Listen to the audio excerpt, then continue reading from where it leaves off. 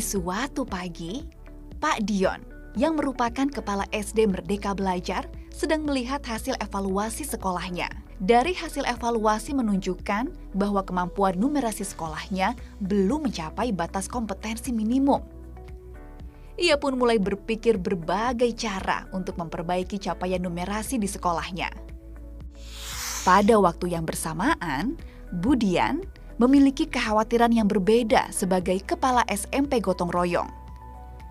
Data evaluasi yang ia dapatkan menunjukkan bahwa sekolah tempat ia mengabdi memiliki masalah dengan iklim keamanan. Perundungan merupakan salah satu isu penting yang perlu diatasi segera.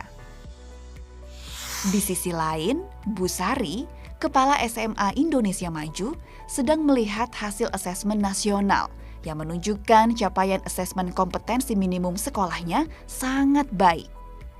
Namun, pada bagian survei karakter, sekolahnya memiliki hasil capaian yang masih kurang baik.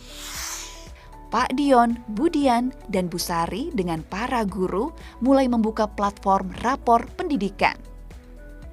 Mereka merefleksikan capaian sekolahnya lalu menganalisis faktor-faktor yang mempengaruhi hasil tersebut. Hasil analisis tersebut menjadi dasar mereka menyusun program dan kegiatan melalui perencanaan berbasis data. Perencanaan berbasis data merupakan program Kemendikbudristek yang mendorong perbaikan kualitas pendidikan lebih terarah dan efektif. Dari hasil analisis, Pak Dion menemukan bahwa faktor yang mempengaruhi hasil kemampuan numerasi di sekolahnya adalah karena metode belajar yang kurang interaktif. Pak Dion dan para guru pun merencanakan untuk lebih melibatkan murid-murid untuk mendukung proses belajar mengajar di sekolahnya. Hal yang serupa terjadi pada Budian dan para guru di SMP Gotong Royong. Mereka menemukan bahwa masalah perundungan di sekolahnya terjadi karena berawal dari ejekan antar murid. Mereka pun merencanakan untuk mengadakan kegiatan diskusi rutin yang interaktif dan menarik bagi para murid tentang perundungan dan meningkatkan kualitas layanan bimbingan konseling. Bu Sari yang sekolahnya memiliki kekurangan di aspek karakter juga menemukan bahwa ternyata hal tersebut dikarenakan kurang adanya kolaborasi dan kepedulian sosial antar muridnya.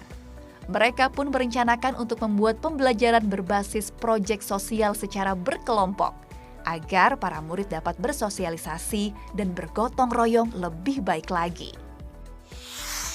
Rencana kegiatan yang dibuat diaplikasikan dengan melibatkan seluruh warga sekolah di lingkungan SD Merdeka Belajar, SMP Gotong Royong, dan SMA Indonesia Maju. 1 tahun kemudian, Pak Dion, Budian, dan Bu Sari kembali melihat rapor pendidikan milik sekolahnya. Hasilnya menunjukkan bahwa terjadi peningkatan yang signifikan pada hasil capaian sekolah mereka. Pak Dion, Budian, dan Bu Sari merasa sangat senang dan merasakan manfaat dari rapor pendidikan. Mari gunakan platform rapor pendidikan untuk introspeksi secara menyeluruh dalam menyelesaikan persoalan pendidikan sesuai akar masalah demi perbaikan yang berkelanjutan dan peningkatan kualitas pendidikan Indonesia. Rapor pendidikan. Identifikasi, refleksi, benahi.